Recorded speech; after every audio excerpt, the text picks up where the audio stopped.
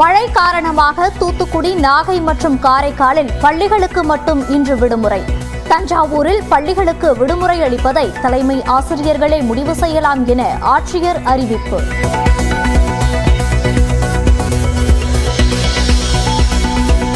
மயிலாடுதுறை, திருவாரூர், நாகை, தஞ்சை உள்ளிட்ட மாவட்டங்களில் இன்று கனமழை பெய்யும்.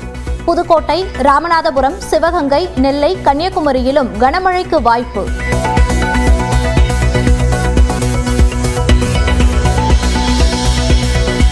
திருச்செந்தூர் கோயில் யானை தேவானை மிதித்து 2 பேர் உயிரிழப்பு. யானை பாகன் மற்றும் உறவினர் சம்பவ இடத்திலேயே உயிரிழந்த பரிதாபம்.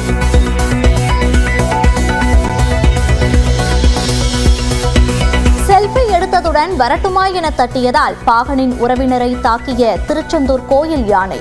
தடுக்க வந்ததால் பாகனையும் மிதித்துக் கொன்றதாக முதற்கட்ட விசாரணையில் தகவல்.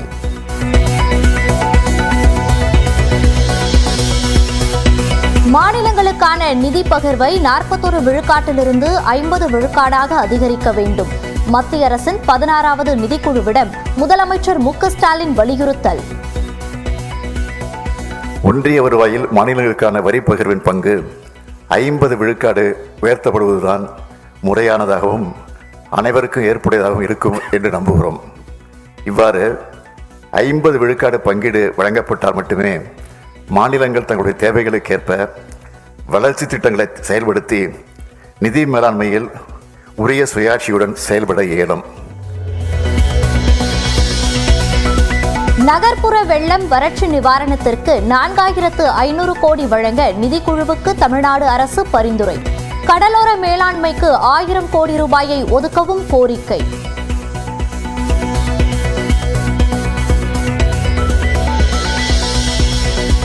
அதிமுகவுடன் கூட்டணி என்பது முற்றிலும் தவறான தகவல் என தவேக விளக்கம். அடிப்படை ஆதாரமற்றது என்றும் பொதுச் செயலாளர் ஆனந்த் அறிக்கை.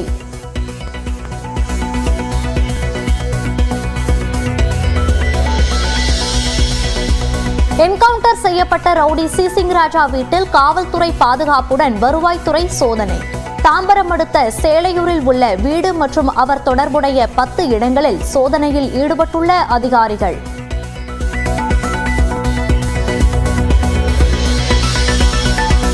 மணிப்பூருக்கு 5000 ராணுவ வீரர்களை அனுப்ப அமித்ஷா தலைமையிலான கூட்டத்தில் முடிவு.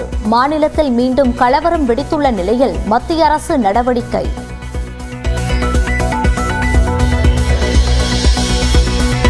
ஐந்தாயிரம் ராணுவ வீரர்களை மணிப்பூருக்கு அனுப்புவது பிரச்சினைக்கு தீர்வாகாது என முன்னாள் நிதியமைச்சர் ப. சிதம்பரம் கருத்து. பிரதமர் மணிப்பூருக்கு சென்று மக்களிடம் பேச வேண்டும் எனவும் கோரிக்கை.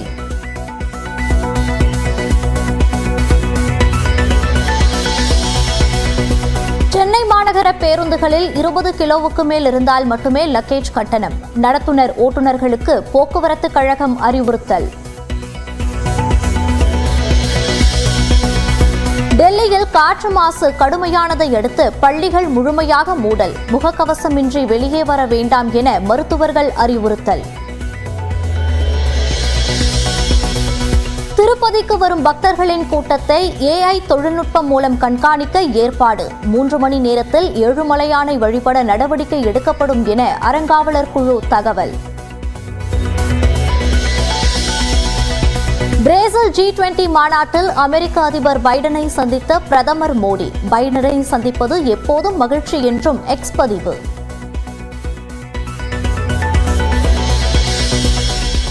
மகாராஷ்டிரா மற்றும் ஜார்க்கண்டில் ஓய்ந்தது தேர்தல் பரப்புரை. நாளை தேர்தல் நடத்தப்பட்டு 23ஆம் தேதி வாக்கு எண்ணிக்கை.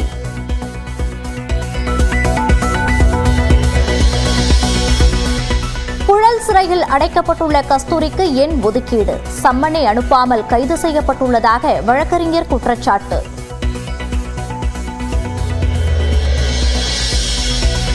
ரயில் உணவை சாப்பிட்டு கோவை மாணவி உயிரிழந்ததாக எழுந்த புகாருக்கு தெற்கு ரயில்வே மறுப்பு. மாணவி சாப்பிட்ட சிக்கன் ரைஸ் ரயில்வேயின் உணவு பட்டியலிலேயே இல்லை என விளக்கம். காந்தி கிராமிய பல்கலைக்கழக பேராசிரியர் ரங்கநாதன் மாணவர்களை தவறாக வழிநடத்துவதாக புகார். பாஜகவுக்கு ஆதரவாக செயல்படுவதாக கூறப்படும் நிலையில் துணைவேந்தர் விசாரணை.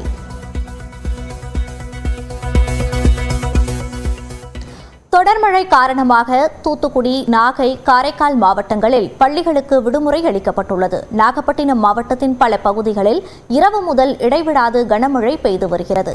வேதாரண்யத்தில் அதிகபட்சமாக 7.5 சென்டிமீட்டர் மழை பெய்துள்ளது.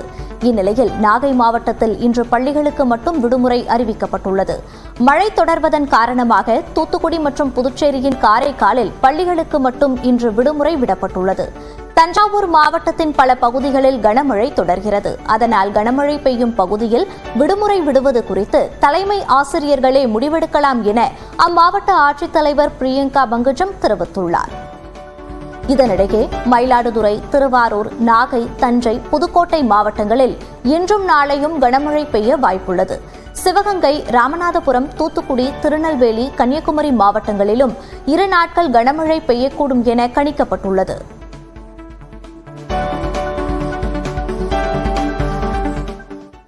என்கவுண்டர் செய்யப்பட்ட ரவுடி சிசிங் ராஜாவின் வீட்டில் வருவாய்த்துறை மற்றும் காவல்துறையினர் அதிரடி சோதனையில் ஈடுபட்டுள்ளனர்.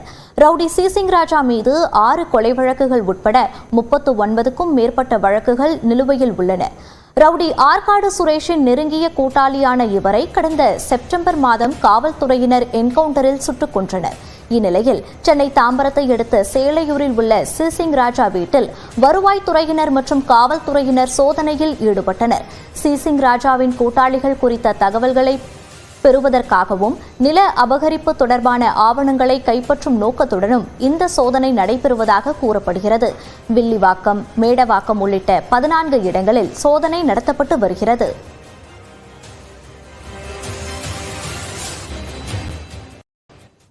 மாநிலங்களுக்கான நிதி பகிர்வை 41 விழுக்காட்டிலிருந்து 50 விழுக்காடாக அதிகரிக்க வேண்டும் என்று 16வது நிதிக்குழுவிடம் முதலமைச்சர் மு.க.ஸ்டாலின் வலியுறுத்தியுள்ளார். மத்திய மாநில அரசுகளுக்கு இடையேயான நிதி பகிர்வு தொடர்பான பரிந்துரைகளுக்காக மத்திய அரசு சார்பில் அமைக்கப்பட்ட 16வது நிதிக்குழு சென்னை வந்தது. நட்சத்திர ஹோட்டலில் தங்கியிருந்த அரவிந்த் பனகாரியா தலைமையிலான அந்த குழு முதலமைச்சர் மு.க.ஸ்டாலின், துணை முதலமைச்சர் உதயநிதி, அமைச்சர்கள், உயர்மட்ட அதிகாரிகளுடன் ஆலோசனை நடத்தியது. அப்போது பேசிய முதலமைச்சர், கடந்த 4 ஆண்டுகளில் மத்திய அரசின் மொத்த வரி வருவாயில் 33.16 விழுக்காடு மட்டுமே மாநிலங்களுக்கு பகிர்ந்து அளிக்கப்பட்டிருப்பதாக சுட்டிக்காட்டினார். மத்திய அரசும் மாநில அரசுகளும் இணைந்து செயல்படுத்திடும் திட்டங்களின் மாநில அரசின் பங்குத்தொகை தொடர்ந்து உயர்ந்து வருவது அதிக பாதிப்பை ஏற்படுத்துவதாகவும் கவலை தெரிவித்தார். ஒன்றிய வருவாயில் மாநிலங்களுக்கான வரி பகிர்வின் பங்கு 50 விழுக்காடு உயர்த்தப்படுவதுதான் முறையானதாகவும் அனைவருக்கும் ஏற்புடையதாகவும் இருக்கும் என்று நம்புகிறோம். தமிழ்நாட்டின் முன்னேற்றத்தை தொய்வடையச் செய்து தண்டிப்பதைப் போல தற்போதைய வரி பகிர்வு முறை அமைந்துள்ளதாக முதலமைச்சர் குற்றஞ்சாட்டினார். மேலும் 16வது நிதிக்குழுவுக்கு தமிழ்நாடு அரசு சார்பில் பல்வேறு முக்கிய பரிந்துரைகள் வழங்கப்பட்டன. அதன்படி மத்திய அரசால் பகிர்ந்தளிக்கப்படும் நிதியில் இருந்து குறைந்தபட்சமாக 50% மாநிலங்களுக்கு வழங்க வேண்டும் எனவும், மேல் வரி மற்றும் கூடுதல் வரிகள் 10% மிகாமல் இருக்க வேண்டும் எனவும் தெரிவிக்கப்பட்டுள்ளது. மாநில அரசு நலத்திட்டங்களில் 75% பங்களிப்பை மத்திய அரசு வழங்க வேண்டும் எனவும் தெரிவிக்கப்பட்டுள்ளது. மாநில பேரிடர் மேலாண்மை நிதியினை 50% உயர்த்தி 90க்கு 10 என்ற அளவில் நிதி பங்கீட்டில் வழங்க வேண்டும் என்றும், நகர்ப்புற வெள்ள பாதிப்புகளுக்கு 2500 கோடி, வறட்சி நிவாரணத்திற்கு 2000 கோடி, கடலோர மேலாண்மைக்கு 1000 கோடி ஒதுக்கீடு செய்ய வேண்டும் எனவும் தமிழ்நாடு அரசு பரிந்துரை செய்துள்ளது. 6,84 லட்சம் ரூபாய் தமிழ்நாட்டு முதலீட்டிற்கான தேவை என்றும் நிதிக்குழுவிற்கு அளிக்கப்பட்டுள்ள பரிந்துரையில் குறிப்பிடப்பட்டுள்ளது. இதனைத் தொடர்ந்து தொழில்துறை, வர்த்தக, உள்ளாட்சி அமைப்புகள் மற்றும் அங்கீகரிக்கப்பட்ட அரசியல் கட்சி பிரதிநிதிகளுடன் இக்குழு ஆலோசனை நடத்தி பரிந்துரைகளை பெற்றது. குறிப்பாக மத்திய மாநில அரசுகளிடையே சம விகிதத்தில் வரிகள் அனைத்தும் பிரிக்கப்பட வேண்டும் என்று அதிமுக சார்பில் வலியுறுத்தப்பட்டதாக முன்னாள் அமைச்சர் ஜெயக்குமார் கூறினார். ஹாரிசான்டல் டெவல்யூஷன் பொறுத்தவரையில அந்த 41% நமக்கு தராங்க இல்லையா, அதுலயும் பாத்தீங்கன்னா யானை பசிக்கு சோளப்பொரி, வடக்குல பாத்தீங்கன்னா உத்தரப்பிரதேசுக்கு 17% கொடுப்பாங்க.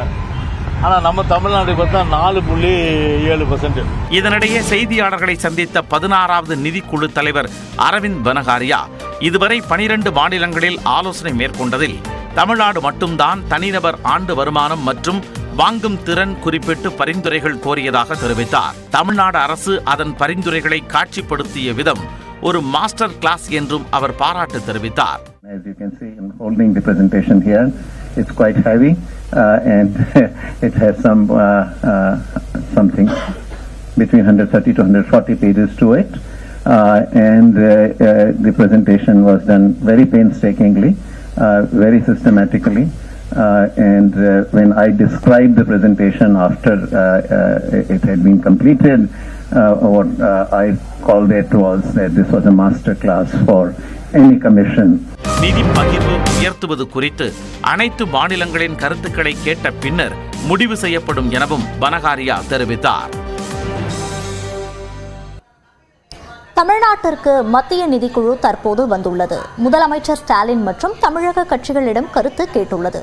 இப்பின்னணியில் நிதிக்குழுவின் பணிகள் மற்றும் தமிழ்நாடு அரசின் கோரிக்கைகள் தொடர்பாக வரைகலை உதவியுடன் தற்போது பார்க்கலாம்.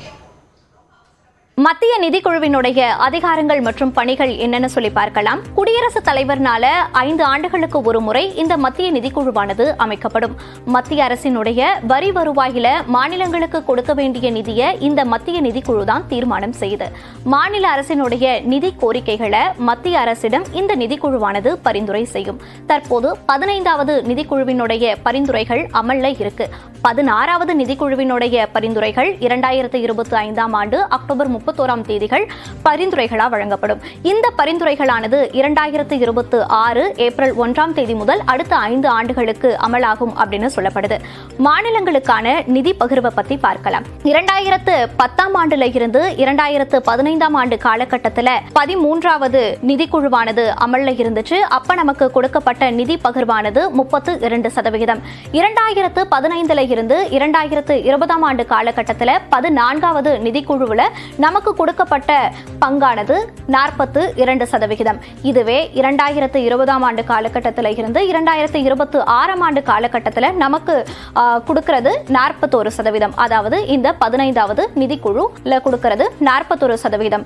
இதுல தான் இப்ப நம்மளுடைய தமிழ்நாடு முதலமைச்சர் மு க ஸ்டாலின் எங்களுக்கு இதை உயர்த்தி 50% கொடுக்கணும் மாநிலங்களுக்கு அப்படின்னு சொல்லி கோரிக்கை விடுத்திருக்காரு.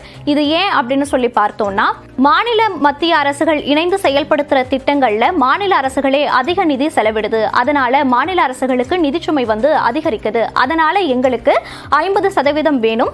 இப்ப கொடுத்திருக்க இந்த 41% இருந்து எங்களுக்கு 33% தான் வந்திருக்கு. அதுல இருந்து எங்களுக்கு உயர்த்தி கொடுக்கணும் அப்படின்னு சொல்லிட்டு நம்மளுடைய தமிழ்நாடு முதலமைச்சர் மு க ஸ்டாலின் இந்த கோரிக்கையை முன்வச்சிருக்காரு. திருச்செந்தூர் கோயில் யானை தெய்வானை மிதித்ததில் பாகன் மற்றும் அவரது உறவினர் உயிரிழந்த சம்பவம் பெரும் சோகத்தை ஏற்படுத்தியுள்ளது. 10 ஆண்டுகளாக பராமரித்து வந்த பாகனை யானை மிதித்து கொல்ல காரணம் என்ன? இரும்பு கம்பி அறைக்குள் நடந்தது என்ன? பார்க்கலாம் இந்த தொகுப்பில்.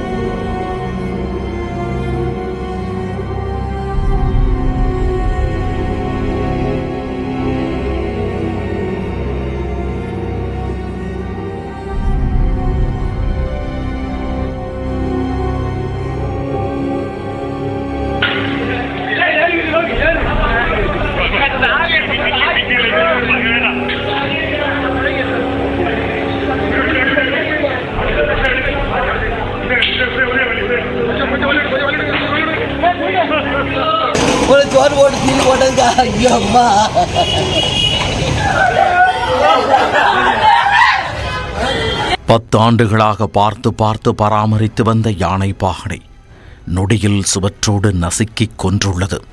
திருச்செந்தூர் தெய்வான யானை. கோவில் வளாகத்தில் குழந்தை போல சுற்றி வந்த யானைக்கு திடீரென என்ன ஆனது? அறுபடை வீடுகளில் 2வது படை வீடாக திருச்செந்தூர் சுப்பிரமணிய சுவாமி கோவில் விளங்குகிறது. இந்நிலையில் கார்த்திகை மாத விரதம் தொடங்கியுள்ளதால் பலரும் மாலை அணிய குவிந்த வண்ணம் உள்ளனர். கோவிலுக்குள் வரும் பக்தர்களுக்கெல்லாம் கருவறைக்குள் இருந்து சுப்பிரமணிய சுவாமி அருள் பாலித்து வரும் அதே வேளையில் கோவில் வளாகத்தில் இருந்தவாறு தெய்வ யானை ஆசீர்வாதம் செய்து வருகிறது. ஆயிரக்கணக்கானோர் அருகில் சென்று அன்பை பரிமாறி பழகி வந்த சமயத்தில்தான் இந்த சோக சம்பவம் அரங்கேறி உள்ளது. வழக்கம்போல் காலை ஆசீர்வாத நிகழ்வுகள் எல்லாம் முடிந்த பின் மதியம் 1 மணி அளவில் தெய்வானைக்கென பிரத்யேகமாக உருவாக்கப்பட்டிருந்த இரும்பு கம்பி பொருத்தப்பட்ட அறைக்குள் சென்று ஓய்வெடுத்துக் கொண்டிருந்தது. அப்போதுதான் யானை பாகன் உதயகுமாரின் உறவினரும் ஓய்வு பெற்ற இராணுவ வீரருமான சிசுபாலன் என்பவர் அங்கு வந்துள்ளார். பாகனை பார்த்து மகிழ்ச்சியுடன் பேசிக் கொண்டிருந்தவர் தெய்வானையுடன் நெருக்கமாக நின்று செல்ஃபி எடுத்துக் கொண்டுள்ளார். அப்போதே அந்த வெளிச்சத்தை பார்த்து சற்று மிரண்டு போய் உள்ளது தெய்வானை. அதன் பின் போகும்போது வரட்டா என தெய்வ யானையை ஒரு தட்டு தட்டி உள்ளார் சிவபாலன். அப்போது என்ன நினைத்ததோ தெரியவில்லை, தெய்வானை மிரண்டு போனது. உடனே சிசுபாலனை தும்பிக்கையால் சுழற்றி எறிந்து தரையோடு தரையாக வைத்து மிதித்துள்ளது. மிரண்டு போன பாகன் உதயகுமார் யானையை தடுக்க முயன்றுள்ளார். ஆனால் தெய்வானையோ ஓரமாக நில் என கூறுவது போல பாகனை சுவற்றோடு சுவராக வைத்து நசுக்கிவிட்டது. சில நொடிகளில் இரும்பு கம்பி அறைக்குள் நிகழ்ந்த இந்த சம்பவத்தில் சிசுபாலன் சம்பவ இடத்திலேயே உயிரிழந்து விட்டார். உதயகுமாரை சற்று மெதுவாக கையாண்டதால் அவர் உயிருடன் இருந்தார். அதன்பின் கோவில் நிர்வாகிகள் ஓடி வந்து யானையை தடுத்து ஓரமாக நிற்கச் செய்து இருவரையும் மீட்டு திருச்செந்தூர் அரசு மருத்துவமனைக்கு கொண்டு சென்றனர்.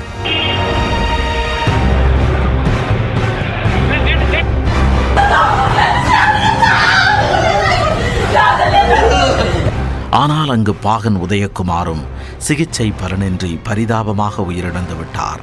யானையுடன் வழக்கத்திற்கு மாறாக இரும்பு கம்பி பொருத்தப்பட்ட அறைக்குள் சென்று செல்ஃபி எடுத்த சம்பவம்தான் இந்த கோர சம்பவத்திற்கு காரணம் என தெரிய வந்துள்ளது. வரட்டுமா என கூறியபடி யானையை சிசுபாலன் தட்டியதை தன்னை தாக்க வந்ததாக தெய்வானை கருதியிருக்கலாம் என்றும் கூறப்படுகிறது. சிசுபாலனை எதிரியாக நினைத்த யானை பாகனை அவரிடமிருந்து காப்பாற்ற வேண்டும் என்ற நோக்கத்தில் கூட சுவற்றோடு வைத்து நெறித்திருக்கலாம் என்றும் கூறப்படுகிறது. கோவில் வளாகத்தில் நடைபெற்ற இந்த சோக சம்பவத்திற்கு பிறகு கோவில் நடை அரை மணி நேரம் அடைக்கப்பட்டது. சாந்தி நிவர்த்தி பூஜைகளுக்கு பின் மீண்டும் கோவில் நடை திறக்கப்பட்டு பக்தர்களுக்கு தரிசனத்திற்கு அனுமதி அளிக்கப்பட்டது.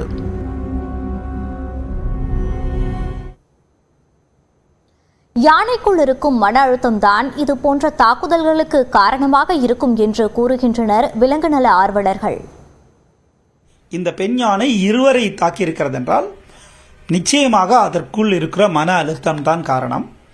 வளர்ப்பு யானைகளை பொறுத்தளவில் நாம் புரிந்து கொள்ள வேண்டியது, நாம் வளர்த்தாலும் அவை அந்த யானைகள் ஒரு காட்டுத்தன்மையோடு தான் இருக்கும். என்ன மனிதர்களால் வளர்க்கப்பட்டாலும் ஒரு நம்முடைய நாய், பூனை, ஆடு, மாடு போன்று வளர்ப்பு விலங்காக அவை இருக்காது. அவை நம்மால் வளர்க்கப்படுகிற விலங்காக இருந்தாலும் அவற்றுக்குள் ஒரு காட்டுத்தன்மை இருக்கும். அவற்றினுடைய உடல்நிலையில் ஏற்படக்கூடிய அந்த ஹார்மோன் சுரப்பிகள் காரணமாக இருக்கலாம். எதிர்பாராத விதமாக இங்கே ஒருவர் புது நபர், அவருடைய பாகனுடைய உறவினர் வந்திருக்கிறார், அவரை கண்டவுடன் அவை தாக்கி இருக்கலாம். இது போன்ற சம்பவங்கள் நடக்காமல் இருக்கிற போது யானைகள் பற்றிய கூடுதல் புரிதல் பாகன்களுக்கு இன்னும் ஏற்படுத்த வேண்டும்.